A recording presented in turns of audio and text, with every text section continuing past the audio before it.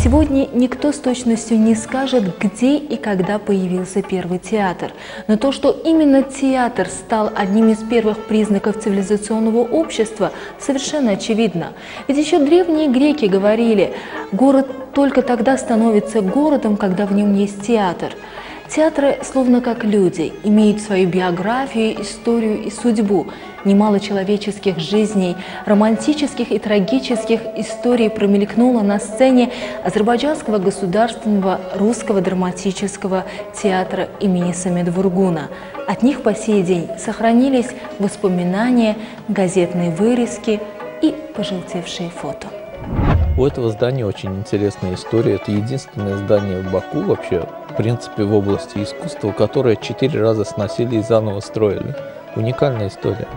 23 октября 1920 года в газете «Азербайджанская беднота» появилось сообщение о том, что согласно постановлению Наркомпроса Азернешер и Азроста открывается государственный свободный сатирагит-театр, а уже через месяц в том же году состоялось торжественное открытие. Театр был сформирован из остатков распавшейся в Тифлисе труппы театра Балиева «Летучая мышь» и части коллектива, расформированного революционным правительством театра Мумус. Первоначально государственный свободный сатирагит-театр был открыт в помещении бывшего пассажа Тагиева, который власти использовали под кинотеатр «Интернациональ». Позднее там же был кинотеатр «Азербайджан». Репертуар театра формировался по принципу «Летучей мыши», а также бакинских театров Мумус, Улыбок и других, существовавших до советизации Азербайджана. А коллектив театра к тому времени насчитывал всего 93 человека, из них 30 актеров. Со временем стало очевидно, что сатирагит необходимо преобразовать в театр больших форм, театр для нового поколения советских людей. И в октябре 1923 года театр был переименован в Бакинский рабочий театр. Но дело тут было не только в названии, нужно было и просторное помещение. Поскольку помещения для нового театра пока найдено не было, то коллектив в течение сезона 1923-1924 годов продолжал работать в том же самом помещении. Открыли новый сезон 25 октября 1923 года спектаклем по пьесе «Минина. Город в кольце». В течение первого сезона театр снискал среди бакинцев широкую и устойчивую популярность, полностью оправдав свое название – «Рабочий». В 1926 году дело в том, что строилась новая фактически формация, новое общество рабочих и крестьян. И вот такой роскошный нежный фасад в юго-восточном буржуазном стиле, естественно, не приветствовался, поэтому было принято постановление о сносе здания и постройке на его месте нового здания Бакинского рабочего театра, так он тогда назывался. Но в отличие от пословицы, что мы старый мир снесем, на его месте новый построим, до конца не снесли, видно, денег не хватило, и на фундаментах старого синематографа Микадо построили новое здание Бакинского рабочего театра. Это послужило основанием для решения Наркомпроса о ликвидации театра, занимавшего помещение кинотеатра Микадо по улице 9 января, позднее Гоголя. Тем самым Бакинский рабочий театр получил новое помещение, где и сцены, и зал были гораздо больше. На баланс Бакинского рабочего театра были переданы все имеющиеся декорации и костюмы, а сцену перестроили под современные требования. В 20-е и 30-е годы самая современная архитектура того времени создавалась в том числе и Баку. Баку был одним из центров конструктивизма наряду с Москвой, Ташкентом, Харьковом, тогда это была столица Украины.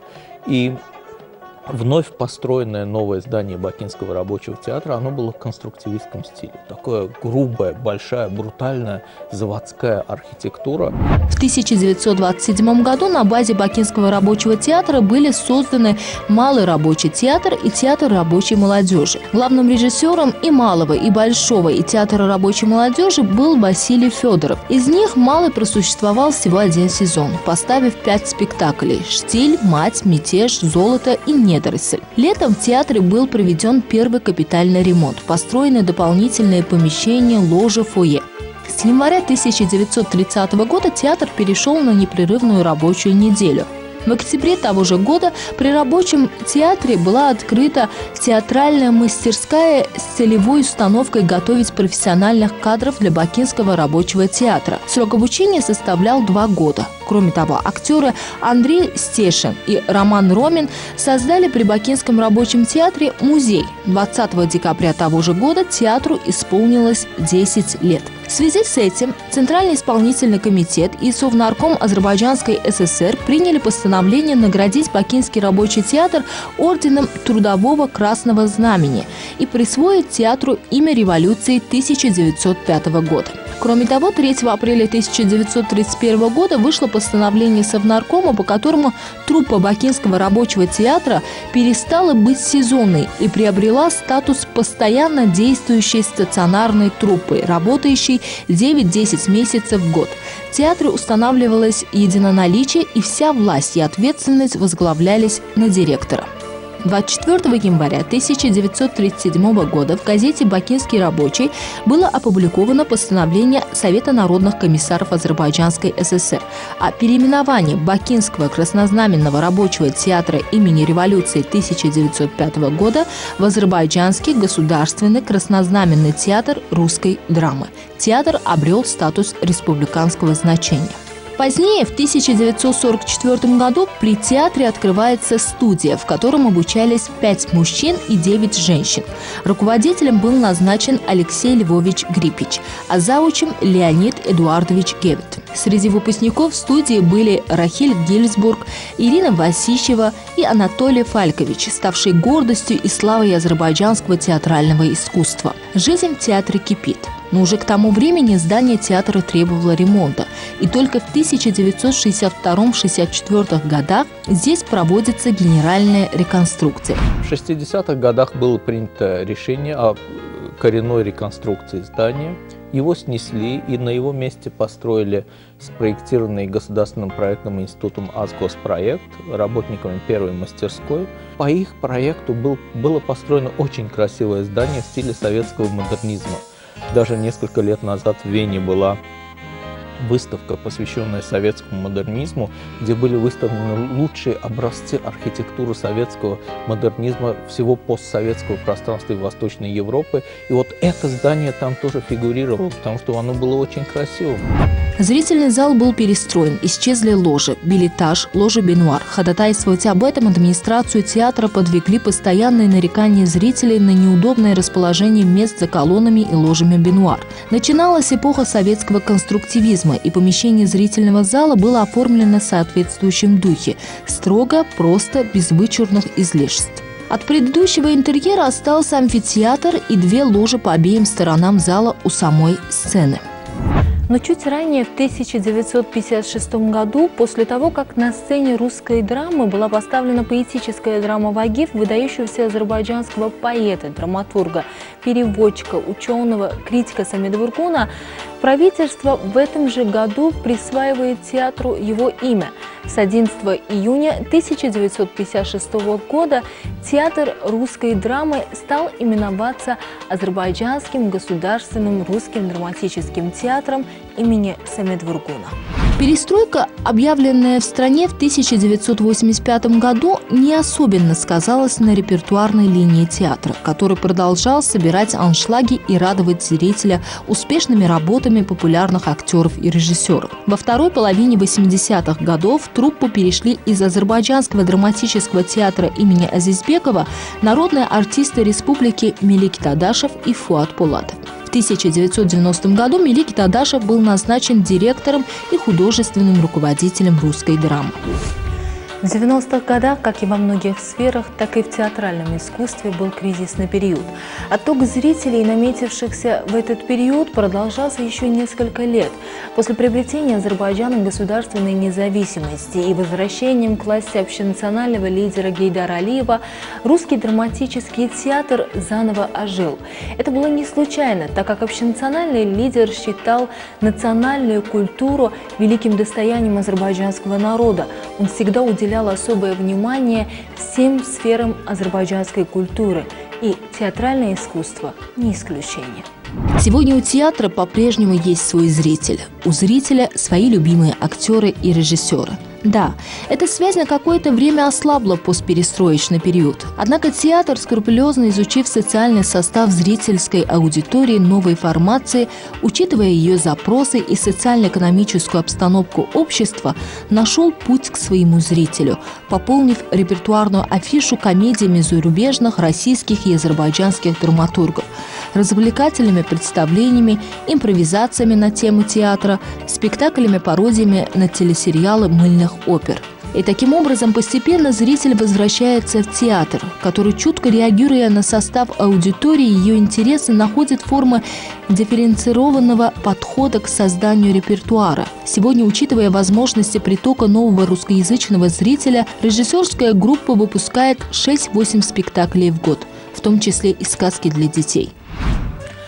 Но несмотря на это все, здание театра, выстроенное на рубеже XIX и XX веков, нуждалось в серьезной реконструкции. Крыши, перекрытия, служебные помещения, технические оснащения, сцены требовали обновления. В сентябре 2006 года, согласно распоряжению президента Ильгама Алиева, театр был закрыт на капитальный ремонт. Стоит отметить, что во время реконструкции театра глава государства посещал театр и интересовался работами, проводимыми по капитальному ремонту и реконструкции. Вплоть до 26 мая 2008 года коллектив играл спектакли в ближайшем здании Дома культуры Каспийских моряков. А 26 мая 2008 года состоялось торжественное открытие русской драмы после капитального ремонта с участием президента республики Ильгама Алиева и его супруги Мехрибан Алиевой. Наряду с капитальной реставрацией театра было осуществлено ее техническое переоснащение. Здесь установлено современное оборудование, отвечающее самым высоким стандартам. Система освещения сцены, состоящая ранее из примерно 40 прожекторов, в настоящее время включает 147 профильных, рассеивающих, линзовых и следящих прожекторов, а также 10 вращающихся световых головок, создающих специальные световые эффекты. Управление системой автоматизировано. Система звукоусиления также отвечает самым современным мировым стандартам. Люстры и кресла зрительного зала заменены новыми. Гримерные и рабочие кабинеты оборудованы соответствующей мебелью и инвентарем. Созданы прекрасные условия работы для администрации и творческого состава. В здании установлены отвечающие современным требованиям централизованные системы кондиционирования, вентиляции и отопления, а также система безопасности и оповещения при пожаре и чрезвычайных ситуациях. Фасад здания также облицован высококачественными материалами.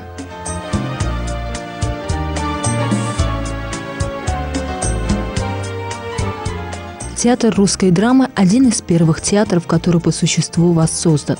Отношение к русской культуре, к русскому языку, в целом дух сегодняшнего Азербайджана, когда все нации, представители всех народов, всех религий живут как одна семья. И вправду, как отметил президент Ильгам Алиев на открытии театра после капитального ремонта, все это является нашей гордостью. Одно из больших достижений современного Азербайджана в том, что представители всех проживающих здесь национальностей живут на своей родной земле, являются патриотами своей страны и пользуются всем тем, чем современный Азербайджан располагает. И сегодняшняя яркая деятельность Азербайджанского государственного академического русского драматического театра имени Самета Врукуна является доказательством этому.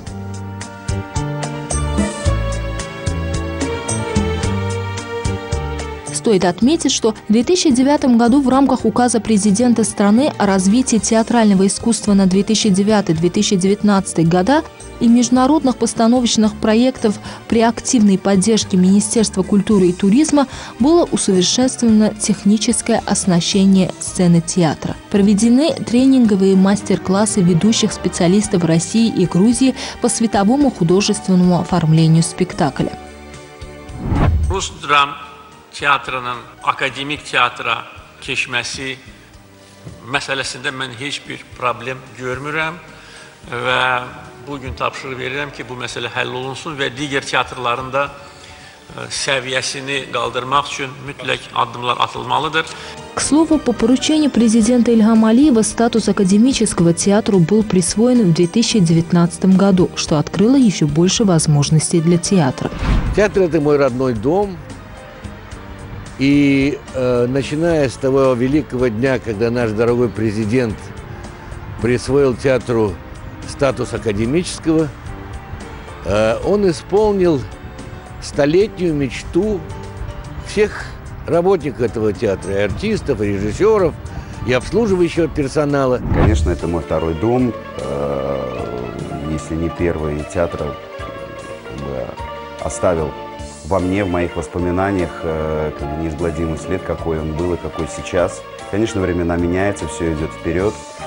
Но я, как и мои коллеги некоторые, являемся продолжателями династии, пытаемся как бы держать марку этого театра, тем более мы уже с недавнего времени академический театр, благодаря инициативе нашего президента, нам было вручено это почетное звание, которое мы должны ответственно нести.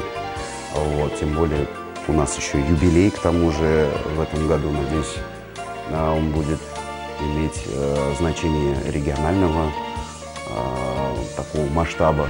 Кроме того, Азербайджанский государственный академический русский драматический театр имени Самет-Вургуна в текущем 2020 году отмечает свое столетие. 20 декабря этого года театр русской драмы исполняется 100 лет. Много это или мало? Значит, в жизни театра возраст имеет значение только в том случае, если театр превращается в какой-то музейный нафталинный экспонат. Если же театр идет по своей жизни в поисках новой формы, новых пьес, новых авторов, воспитывает молодежь, то театр вечно молодая. И наряду с этим все события, происходившие в жизни театра в этом году, приурочены столетию этого культурного уголка. В выработке репертуара на этот сезон мы решили обратиться к нашим классикам, к азербайджанским классикам, к людям, которые всегда были в репертуаре театра. Это и Джафар Джебарлы, пьеса «Айдын», которую мы поставили. Это и Вагиф Самет-Оглу, пьеса «Снег зимой», которую поставили мы. И сейчас вот заканчивается работа над инсценировкой по роману моего великого друга Максуда Ибрагимбекова «И приходила женщина». Это, так сказать, и вот буквально на днях режиссер из России приступает к работе над пьесой нашего замечательного драматурга Ильчина, пьеса о Сталине. Вот эти вехи, мы сделали специально, потому что театр, конечно же, ставит и русскую классику, и западную классику, и современную драматургию, но театр потому так любим нашей публикой, что и помимо этого он ставит вещи, произведения наших авторов, которых он очень любит. Театру 100 лет. И это, знаете, это такой организм театр. Вот я театральный ребенок, я с детства. Меня отец привел меня на репетицию в 6 лет. И я вот как бы после этого я остался в нем. Сыграл первый спектакль, и просто это болезнь. Ну, в хорошем смысле слова болезнь. Потому что если ты почувствовал этот момент, и ты уже без него не можешь. Это как наркотик, в хорошем смысле слова. Аплодисменты, горящие глаза, зрители, которые смотрят на тебя. Вот это чувство эйфории, конечно, не сравнить ни с чем. Любите театр, и театр будет любить вас. На сегодняшний день состав труппы значительно изменился, пополнившись молодыми выпускниками Азербайджанского государственного университета искусства и культуры, хореографического училища и драматической студии театра. В количественном соотношении преобладают русскоязычные специалисты, актеры, актрисы, художники. Исходя из этого, театр ищет новые варианты и возможности в работе по привлечению зрителей и популяризации драматургических произведений на русском языке.